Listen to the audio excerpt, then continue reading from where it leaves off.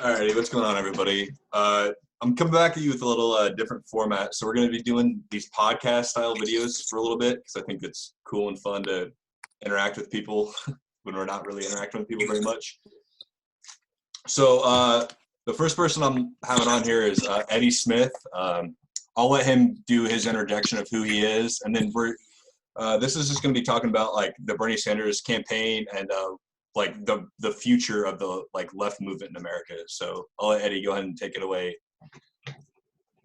Oh yeah, what's up? My name's Eddie Smith. I wrestle here at a Division III school called Loras in Dubuque, Iowa, and I'm a politics major.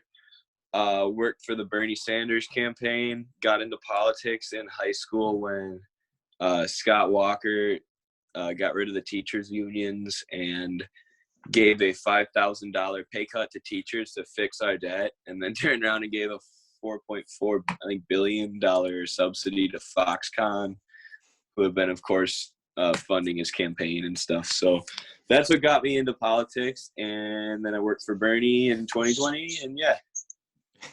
All right, sweet. Yeah, man. So you kind of just took it out right off the bat there. What are some like issues to you? Like, I know like my huge issue, the reason that I got into politics in the first place, I don't even think my channel knows this, is like the thing that like, obviously I wrestle too. That's kind of how we know each other. His uncle was my wrestling coach in high school. So that's kind of like the mutual connection there. But the way that I kind of got into politics in the first place was, you know, when you're like in middle school or like a young like high schooler, you're kind of like, you know, dumb like libertarian type person. But after I started having surgery, like I got injured a lot in high school, so I had to have a lot of surgeries, and my parents thankfully have good health care, but even with that, my parents were still getting dinged like thousands of dollars just for me to have a surgery that I needed to fix an issue that I had with my body. So it's like Medicare for All is like a huge thing for me, that like even with people, like it's a huge misconception that like people who have healthcare are good, but that's not even the case. Like there's 30 million uninsured people in America, but there's also like 90 million on top of that 30 million that are underinsured for their needs. So it's like, it's not just having health insurance. It's about like having adequate health insurance that, you know, covers everybody and shouldn't matter the size of your fucking pocketbook. You know what I mean? Mm-hmm. So, and yeah, that one's such like an easy solution because every study says it saves money. And like, it's so easy to think about. If you have someone who has nothing to do with health insurance standing in between you and your healthcare provider, their incentive is to not pay for your health insurance so they can make more money for themselves, which is like, why does that even exist? 100%. Like the entire idea of a profit motive for certain like things that aren't commodities is just absolutely, like, education off the table, healthcare off the table. Like these things are like obvious to other modern nations. Like you look at like Europe, Scandinavia, the Scandinavian model specifically. Like these people have it figured out, man. And like study after study shows that they're the happiest places on earth. They're not rioting out there because they're taxed too high. You know, I mean, these stupid ass like talking points that like we want to turn America into like Venezuela, or like it's just ridiculous. Like you just don't understand like what you're arguing against, you know? Right. And people are they're so scared of like big government.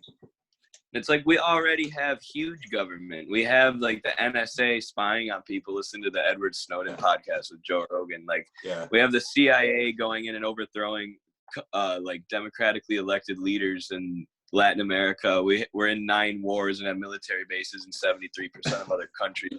We dump trillions of dollars into like the stock market when it's failing. Like we have huge government. It just works for one class of people and couldn't care less about people who work for a living. Yeah. I mean, absolutely, dude. Like you literally just hit the nail on the head. That's like literally fucking perfect. Like you like the like conservative ideology that like small government. Well, if you actually stood by that and were principled, you know what I mean, you'd be out here rioting against all these, like, you know, all the type of shit that you just described. Like they just completely ignore it. But when it's for like working class people or for helping the poor, you know what I mean, then you're a moocher. You know the old adages. Exactly. So what are some like of the main issues that you that like drive you to fight? Like I know my main thing that drives me to fight is like Medicare for All and tuition-free college, ending the war, stuff like that.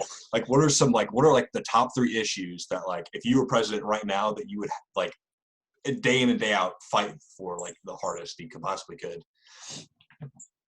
I would probably say foreign policy is my number one. Like, I have 9 buddies who are in the military who were told by their recruiter they wouldn't be deployed, and now they're getting deployed. Yeah. And they did that in order to get free college, or to get, not free college, to get their college paid for, which is like, that's such a perverse system, you know, like the only way you can further your education is if you sign up to go kill people. Yeah. And, you know, as we know, the military industrial complex exists, and a lot of these wars we were lied into, and they're for profit overseas. So that's probably my main issue, just because it's like relevant to me as I'm watching all my friends get shipped off one by one. Yeah. 2, probably just wealth inequality in general, I guess. Like the fact that we throw away 70% of our produce, but 1.9 million people starve to death every day. Yeah. It just doesn't make any sense. And it's because there's no democratic control of the economy. You know, there's no profit motive for us to feed the 1.9 hungry people, so we're not going to do it. Because it's not incentivized by the system. And then, I mean, every issue is so important, but I guess probably climate change, because it's like, we're so like in trouble right now. We need to start doing something quick, or we're gonna be screwed. So yeah, 100%. Like I said, but every issue is like important that like the Bernie Sanders campaign put forward. But like, you know, it's just like putting those top ones out there. Kind of, I don't know, just kind of cool to see where your mind lies compared to, you know, other people. Right, for sure. But yeah, like you said, with the military industrial complex, and like that struck my mind when I was like a sophomore in high school, and I'm sure you did this too. The National Guard would come to your high school and like say, "Hey, climb this rock wall, and we'll give you free college. Sign this paper, sign your life away here, and we'll give you free college." Like, no, how about we just have free college and then joining the National Guard is an option? Like, right? It's like, yeah. So you actually worked for the Bernie Sanders campaign, right? Mm-hmm. And what were you like? An intern? Okay. Yeah, I didn't actually end up working for them, but I did. Like, I was heavily involved in my area to where like I basically did. We didn't really have a field organizer in our area, so I was basically the guy. Like when Bernie came, he came to a couple towns around me. I don't know if you heard, like Keokuk. He came to Fort Madison. He came to like West Point. All these towns around me. And when he did, I was kind of the guy to like step up and like set all that kind of crap up. So I think we both have a pretty good feel of how that campaign was run and kind of the ins and outs of it. So like, in your opinion, clearly something did go wrong because he lost. So in your opinion, what was the number one like roadblock or number one issue? Like, it could be an outside issue. So let's do it this way. What was the number one outside issue for Bernie, and what was the number one inside issue for Bernie, in your opinion? I know that's kind of like a hard question to. That's a good question, though. Yeah, I mean, you gotta acknowledge like the media, like independents who I know who are our age are like, they liked Bernie. They thought he was cool. They saw him on Joe Rogan, but they're just like disgusted by Joe Biden. They're like, how are people voting for this guy? They don't understand it at all. And I'm like, well, you guys like don't watch MSNBC or CNN, but like you don't realize these networks are like sheer propaganda, smearing Bernie is crazy and Trump is this. Obviously, Trump's terrible, but they say he's like this evil, deranged madman, and he's unlike anything we've ever had. When if you look at the policy, he's doing all the same stuff Obama George Bush was doing, and George Bush, yeah, he's not like he's and George Bush and Reagan, yeah. He's doing the same thing that he's just a different head on top of the war machine. But MSNBC portrays it like that, and then they're like, no, we need someone stable like Biden. They just don't show the clips of Biden like not being able to speak. They show, footage of him being Obama's vice president, looking really official. And like, that's huge. So many people watch those networks, not a ton, but enough people to, be swayed by that narrative. And then within the campaign, I mean, we got to do more to win back workers, like working class Americans generally like Trump, you know, like uneducated people, I guess he likes to say, but like people who work with their hands for a living, like people in unions and whatnot, generally are pro-Trump, and we haven't done a good enough job of going to them and making the argument of like, no, you've been sold out. You know, since Reagan, they've gutted unions and your ability to organize your workplace, and that's been terrible for working class Americans. And we need to make that argument more as Bernie people. And you know, they pretty much are just like, get the government out of my life, like don't take my gun. And you just have to make the argument to them, like I was saying, like we already have huge government. You just need the government to start working for you instead of your boss, basically, or corporate America.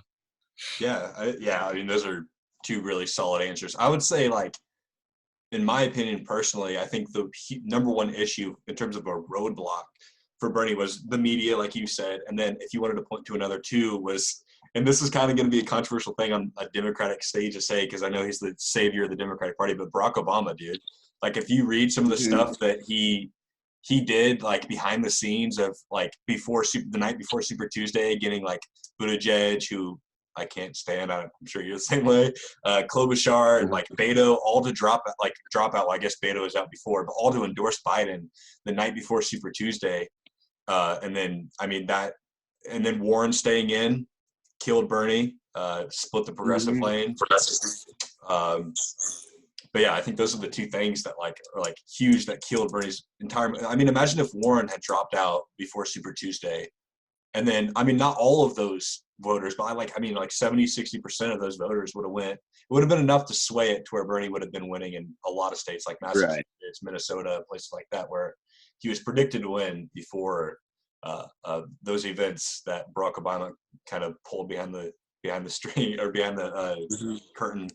And like in the campaign, I really did feel like he ran a good campaign. But I think what he needed to do was Bernie himself had to stand up to the establishment at some point. He had to stand up at one point and say, listen, Joe Biden's not my friend. We disagree on a lot of things. And he had to, never in one debate did he fully come after the establishment and like the corruption. I remember he went on against one of his interns for saying that Joe Biden was corrupt. Like, no, Joe Biden's corrupt, and you kind of hint to it, but you never actually say it.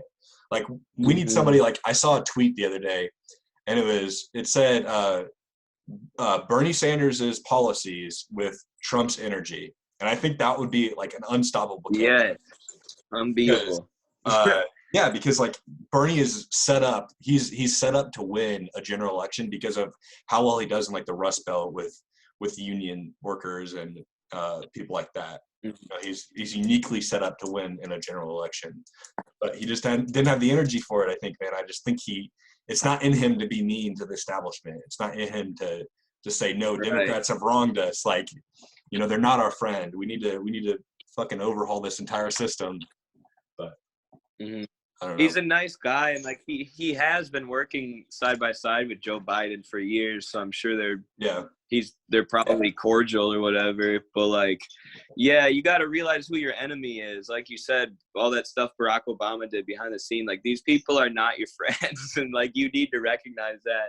Yeah. And like you said, I was going back and watching the old Trump debates from 2016 when he was just wrecking the Republican primary. And he's like, he said something like made fun of Jeb Bush, like called him Sleepy Jeb or whatever. And then the crowd's like, ooh. And Trump's like, oh, that's because that's all his corporate donors right there. Those are all like his staffers. And he points them out like, boo. And he's like, oh, America loves this, but you guys are booing. Yeah. And like, he was right. Like, people love that. People hate politicians. They want to see them get called out. They hate the establishment. And then, I think Bernie was afraid to do that a little bit because he's a nice guy. Yeah. And when push comes to shove, he was, like you said, he was just too nice of a guy to freaking call everybody out, man. And I mean, it sucks because, like, you love him, but, like, it's just, like, he's not, like, our champion anymore, which is, like, kind of a sad thing. It's like breaking up, you know what I mean? You got to move on. It's like so, like, I think I want to kind of switch gears and talk about like what are some huge misconceptions with people like you and me, like on the left, like a righty would call us like communist Mao, want to kill all the babies and feed them to, I don't know, the hungry. So what would you say is like the number one misconception about Bernie supporters and like about the left movement in general in America? It's a tough question. Probably that like people are lazy and they just want to mooch. And it's like, no, the very idea of socialism is like you get paid for the work that you do. Like you need to be compensated for work. And it's like, they think we're lazy and like moochers when it's like, well, what is a landlord? A landlord doesn't do hardly any work and they collect $1,000 of your like hard-earned money every week. It's like, that's what we're talking about, you know, getting rid of, or like making rent controls so they can't do that. Enforcing things that help the working class, help people who work. You know, it's not like just giving people free stuff. It's allowing people to go to college based on how smart they are rather than the size of their wallet, you know, so that they can succeed and so that they can do great things and they can make our society better and work. You know, it's about compensating people for their work, not for like giving people free handouts. You know what I mean? Yeah, that's a really good answer. I was gonna piggyback off of something, but I can't remember. I lost my train of thought for some reason. But yeah, I think one of my huge, like the misconception that I think is really big out there too is the idea that like we're extremely radical, or like the ideas that we espouse don't exist in the world. Like I don't think there's a single thing on Bernie Sanders' agenda that hasn't been implemented somewhere and works successfully. Like, and is one of the best systems in the world. So it's like, we're not the radical ones. The radical ones are, you know, the people who are in office right now who hand out billions of dollars to Wall Street, and then, you know what I mean? Like, who care about not the working class, but the elite class. And I mean, that's just like kind of obvious to us, but to other people, it's just like when billions of dollars are handed to Wall Street, or CEOs who just bankrupted their company and then they turn around and give huge bonuses to their CEOs and shit. It's like, they think that like you're lazy if you get a couple grand because you need back surgery, but if somebody on Wall Street needs a couple million, you know, we'll cut the check. We got unlimited money for that. Right. So it's like, yeah, I did a video with a friend earlier, and he was like, at first, I told him I was like a Marxist, like I like to read Karl Marx, and he's like, yeah. That a bunch of people texted me and thought you were like a psychopath who like hates America because of that. And then I'm like, okay. And then later on in our argument, he was saying in order to help people overseas, we need to go in with our military and overthrow their leaders. And I was saying instead of doing that, we should take the 70% of produce that we throw away every year and use that to feed people who are hurting in these other countries, do real humanitarian aid. And it's like, who's really radical here right now? Like, you guys just think this is radical because you're so used to the status quo, but like the status quo is terrible. It's like endless militarism, letting people die because they can't afford healthcare, you know, saying they didn't work hard enough to afford their insulin. It's like, this is the current system's the one that's ridiculous.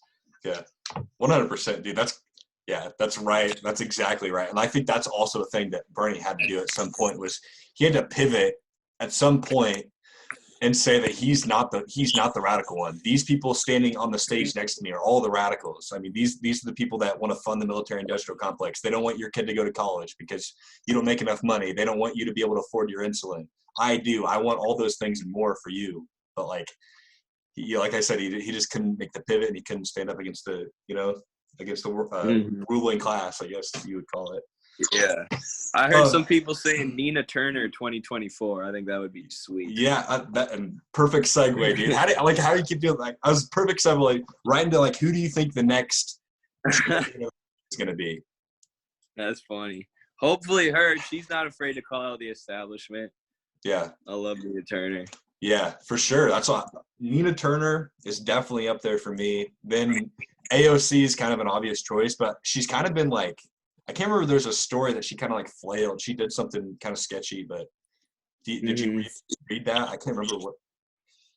Yeah, I've been reading a couple things with her that have made me be like, oh, come on. But Yeah. But AOC's up there for sure. Then you got like all kinds of other politicians in America that like hold our belief. Like if you were to grab, this is kind of a crazy idea to me, but if you were to grab any Walmart worker or any Amazon worker or any union member who make like $60,000 a year, grab them and ask them specifically by proposal, by a policy idea. Do you agree with this? And like go down the list: Green New Deal, Medicare for All, living wage. Like it's like overwhelmingly yes, yes, yes, yes. Like all these things. That's like what we have to like push forward. That like the American people are on our side. Like everybody wants Medicare for All. Even on the Republican side, it's like 40-60.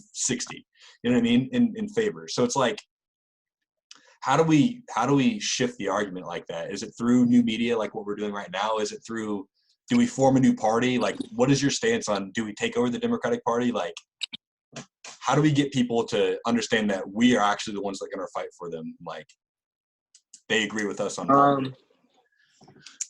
Yeah, I mean, we don't have like a democracy anymore. So like, even though people want these things, we can't right now get them. But we just have to build solidarity because like, obviously it's, I read a quote today. It's like unions are like a pile of twigs. Like one twig can be broken easily, but a pile you can't just break. It's, there's power in being together. And I think we have to start building back up our unions so that we have, because, unions are like key to like leftist theory. Like unions are the way we work together. We can shut down entire industries and demand what we want if we control the unions. You know what I mean? Because at the end of the day, the bosses need us. We don't actually need them. Our labor is what makes the economy go. So if we unionize and we want healthcare, we want Medicare for all, we can say, all right, you're going to give this to us or we're going to shut down the entire economy, through strike. And I think that's the way forward, because the political arena, there's only so much you can do because our democracy's been so bought. So like, we need to keep fighting those fights, but we also need to realize like direct action is another way to go. Yeah. I think that we have to, as sad as it makes me say this, so it's like, I don't think we're going to see real like fundamental change like what we're talking about until this batch of politicians are gone and our generation is in, because I really do think our generation has bought into the idea that like money is corrupting and money is it's bribery. There's legal bribery going on every single day through lobbying and corporate corporate interests being politicians serving their corporate donors. I think our generation is bought into that, whether it be on the left or the right. But like people like that are in power right now either don't understand it or they turn a blind eye to it because it directly helps their pocketbook. So I think getting money out of politics is a huge step into getting our ideas passed and into law and eventually, you know what I mean? For sure. I mean, yeah, I think 93% of elections are determined by who raises the most money. So like things like AOC defeating Joe Crowley, like barely happen. And I don't know about you, but I follow a ton of people, like young people, like you're saying, in our like generation running for Congress. And like, it's a little depressing because they almost never win. Like they run great campaigns, but as soon as they start to pick up any traction, their opponents just get flooded with donations from corporate donors. So it sucks, but yeah, we just got to keep fighting, keep getting people in there who can bust up the system, keep finding more people like AOC, Bernie, Ilhan Omar, Ro Khanna. Yeah, and it's really, it's not just about getting in there. It's about like getting people who actually like will hold true to the values. Cause it's like, I wonder how many people have like gotten in there with like a great like positive attitude about like they want to change things and they're actually going to shake up the system. But then as soon as a corporate donor knocks on their door and says, I'm going to cut you a check for $100K and then you're going to scratch my back next time you have to vote on a certain issue, how many people actually like take that money, you know what I mean? Like are actually swayed when maybe their morals going into it were good, but then they end up being swayed. Or it's like if you're a progressive like me or you, if me and you are sitting in Congress right now, there's like 2 or 3 other friends out of the 400 whatever people are representatives. You know what I mean? So it's like you're the lonely kid in high school there, and it's really hard. It's like human nature to like not distance yourself from people, and we're naturally want to be in groups, and we naturally want to be like us versus them, when really it's like you versus everybody else here. Like you know what I mean? So it's For sure. people in there that believe in, like, actually believe in those things and will actually fight for, you know what I mean? Yeah, I mean, he's not in Congress, but I think Andrew Yang's a good example. Like, he came in with his UBI idea, and he was really principled, and then after like 4 months in politics, he's working for MSNBC and endorsing Joe Biden over Bernie. You know, it's like people get sucked into the establishment. Like you said, when you're working with these people every day, it's tempting to like get sucked into that, start taking that corporate money, that start being more establishment in your thinking. So and I think Andrew Yang put out a tweet, and he said that right after he dropped out, he'll endorse anybody that endorses UBI. And Tulsi Gabbard, who me and you probably have our fair share of disagreements with on certain issues, but she came along and she said that she'll fight for UBI, and there were crickets on the Andrew Yang side, you know what I mean? And then like the next week or two after, he ended up endorsing Joe Biden. So it's like, are you really principled, and are you really going to fight for UBI if you get in there? You know what I mean? It's like, I don't know. Right. How can I trust what you say if you backtrack on certain things like that? Totally agree. I liked him at first quite a bit, but he definitely has been doing some shady stuff recently. Yeah, he went from being kind of like an alternate to the left to being like an MSNBC contributor. Talking over saying Joe Biden did a great job. Klobuchar did a great job. That literally, I'm sure you watched every single debate, but like after every debate, if I would just sit there for a minute and listen to their commentary just to hear how ridiculous it was. And every time it was Joe Biden didn't talk very much, so he had a great night. Amy Klobuchar really had a great night, and Pete Buttigieg really had a great night. Every single time.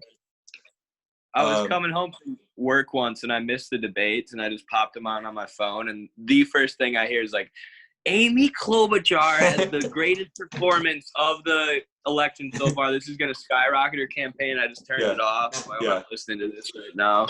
Can't handle it. Yeah, for sure. What did you think of Warren's campaign? The campaign she ran, and like kind of what she did to Bernie towards the end of it. Like, what were your thoughts on that whole situation and like her campaign as a whole?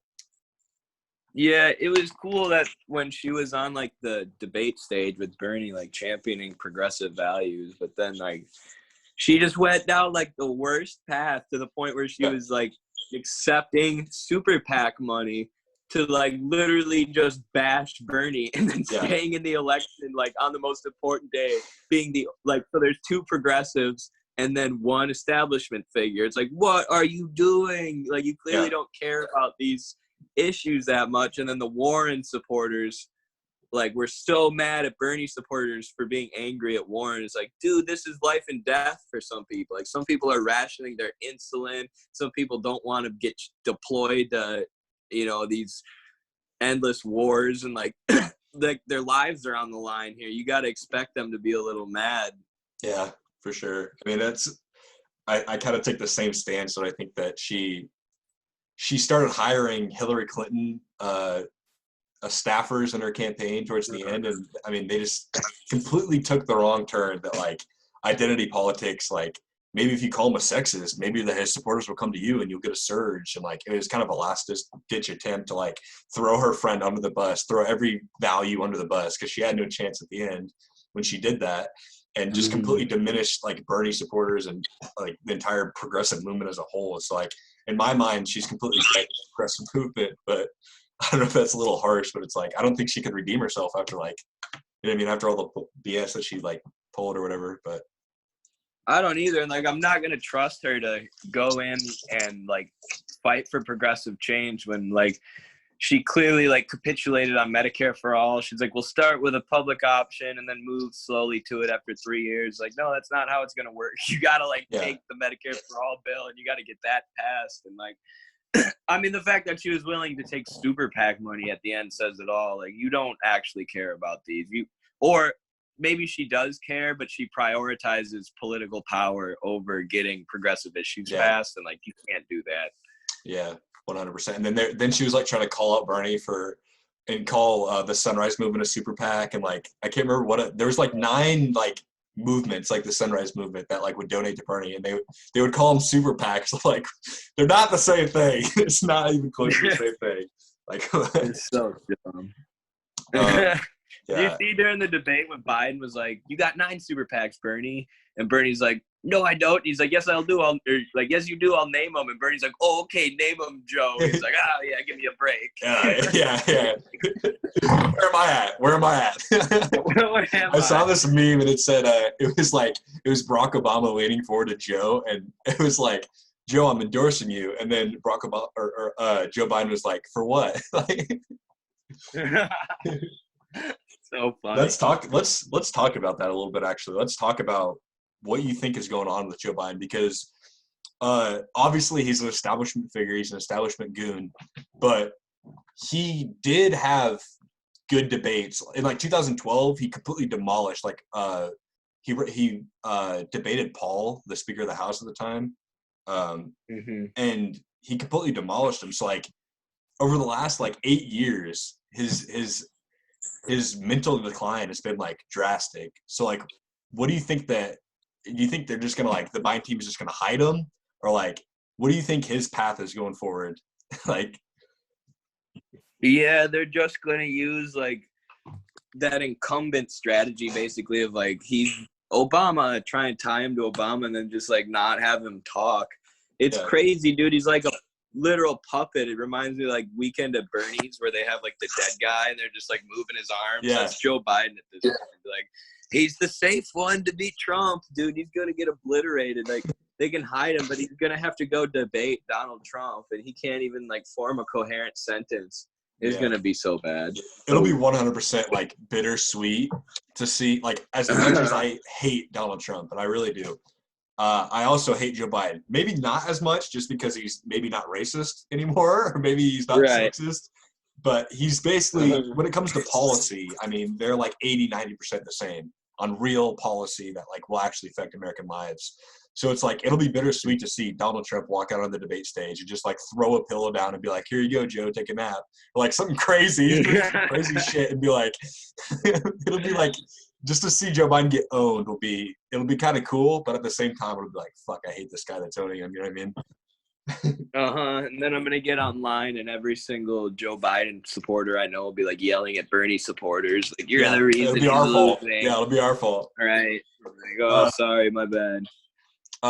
So I kind of like, it's like I take the position going into this election that if Joe Biden wants my vote, okay, he can get it, but he has to earn it. You know what I mean? Like, he has to do something. He has to commit to at least like 2 or 3 progressive policies. And not only is he going to commit to them, but I know that he's going to fight for them, which is probably a very slim chance. Which is why I'll probably vote for Green or leave the presidential slot unmarked. But what is your plan in terms of like, what could Joe Biden do for you to get for you to vote for him, or is there anything that he could do for you to vote for him? I mean, really, if he convinced me to believe that he was going to fight for even like one of the policies I support, like I would probably like him. But every policy I support basically like threatens the capital of his donors. So there's about 0 chance that he's going to go for it. Like, think how easy it would be to win the Bernie supporters if he would just support Medicare for All. But he can't, man, because insurance, he's taking too much money from insurance companies. So like his hands are tied. But yeah, or like I think my buddy was saying if he would repeal Taft-Hartley, there's some like really big union busting law, and he was saying he would vote for Biden if Biden would commit to repeal that. So I would also do that. But like, again, he knows what that means. He knows increased union membership is bad for his donors. So like, it's just not going to happen. Yeah. It's just like, I know that we're going to get blamed. Yeah, like we're going to get blamed if he loses, and we're not going to get any credit if he wins. So it's just like, I don't know. It's just a tough situation to like, I don't know. It's just like, and the people who say like not voting for Joe is a vote for Trump. Well, Trump can use the same logic and say, you know, a vote not voting for me is a vote for Joe. Like it's the exact same logic. Right. Like, it's not like there's two options and then you have to commit to one of those two options. It's like, or you could just sit it out. Like I think something like there's a stat that I read and it was like 70-80% of the people that sit out elections make like $60,000 a year or less. So it's like people who don't have time to go vote, which is another thing. Voting day should be a national holiday, and I'm sure you agree with that. Yeah. But like that's like lunacy. Like these are the people that you need to win elections. You need to win over like low income minorities, people like that. The Rust Belt, you know, like swing states like Pennsylvania, Wisconsin, Minnesota, these kind of places with high union membership. And if you're pro-union, you'll most likely win those places, or if you appear to be. So like, I don't know what Joe could do to win those states. I really don't know what he could do because I don't think people see him as being pro-union. Like mainstream people don't see him as being pro-union, but I think a lot of people are like bought into the ideology that Trump is somehow pro-union. It's so absurd because he talked about repealing the trade deals and then he came out with USMCA, which was just like TPP and NAFTA, like version 2. Like you didn't do anything to help workers in those areas. And yeah, like to Joe Biden, you saw Biden in there was that video of him in like a union workplace or whatever. And the guy, he was talking to a union worker and the guy was like, "Are you going to take my gun or whatever?" And Joe was like, I can't remember how it went down. Joe like told him to go vote for someone else or something. It's like they see him like as an establishment liberal who's just coming for their gun, you know? Yeah. So like you said, the idea that he's going to win back the Rust Belt, the most key states, is so ridiculous. Like, which is so sad because he won on the electability argument. Like it's crazy. So many people were duped into believing that narrative. Yep. Yeah, we ran this experiment in 2016 and it didn't go very well. So like, what are we doing? What are we doing again, man? Like, it's just like, I don't know if it's people like who like genuinely just are like not intelligent, or if it's just like they're just duped day in and day out by the system into believing that this guy can actually like beat Donald Trump. Like they're watching MSNBC, watching CNN. I mean, I don't know. It's just beaten in their head that this guy is electable and he's clearly not. Right. Yeah, I mean, Hillary said the other day, like, Biden's building a similar coalition to me. I'm like, oh my goodness, like, you people are so stupid. It's like, I don't understand it. Like this, how you can look at this guy and like after we already failed in 2016, like with a corporate centrist, they're just like same thing. Yeah, and like they're able to convince people that that's what we need to do. I don't know, it's insane. Yeah, and that's another reason I think why Bernie would have absolutely crushed Trump is because like Trump did a really good job of pivoting to Hillary's left, like on trade deals, on the wars, which he lied. Clearly he lied. Like on the trade deals, on the wars, on all these different things, he would pivot to the left of Hillary Clinton. You can't do that with Bernie Sanders. You know what I mean? Like, right. The only thing he's going to be able to say in a debate against Bernie is that you're a crazy communist who wants to turn America into Venezuela or some stupid shit like that you could easily disrupt. Right. And then he has no argument against you. So it's like Trump ran, like, that's what's so funny about like Trump, like Trumpers. It's like they call us like snowflake liberals, you know, lefties. Like Trump ran on a lot of like our main core principles and won with your vote. Like it's like it's the hypocrisy of like some people like voting for him when he ran on like really left-wing ideas for the most part. Obviously he lied, but so I don't know. Yeah, he'll run the same. Yep. Yeah, he'll run the same playbook against Biden. He'll be like, I bailed America out. I gave everyone checks when they needed it. You know, stuff where it's like that's supposed to be the leftist position. Yeah. And you know, like you said, if he's up there with Bernie, Bernie can be like, yeah, those checks weren't enough. I want to give every American $2,000 a month. But what's Biden gonna say? He's like, oh, blah blah blah blah blah. Yeah. He'll somehow spit out the idea that like we shouldn't have gotten checks. Like that's like his like and he'll also like he'll somehow during the debates defend like NAFTA and TPP. He'll somehow during the debates, you know, defend not having large unions. Like that's what Trump's great at, man. He's great at like making you go right and him go left. And like left-wing ideas are extremely popular in America. Like if you don't have like a D next to your name and like people don't label you as communistic, like the ideas that you say are extremely popular. So it's right. And Trump's really good at exposing that. It's like, I don't know. Is there anything that you want to like talk about, or anything else I don't know. going on in your head? I've just been reading about trade unions lately, but we already talked about that. But like that's that's so important because that's what we want as leftists is more control for workers, and like that's how we build it is through like unionizing the workplaces. So yeah, I don't know. That's gonna be huge. Yeah, for sure. Oh, I got something. Did you see what happened in the British Labour Party? They had a bunch of people on the inside who were like working to purposefully lose the election so they could get rid of Jeremy Corbyn.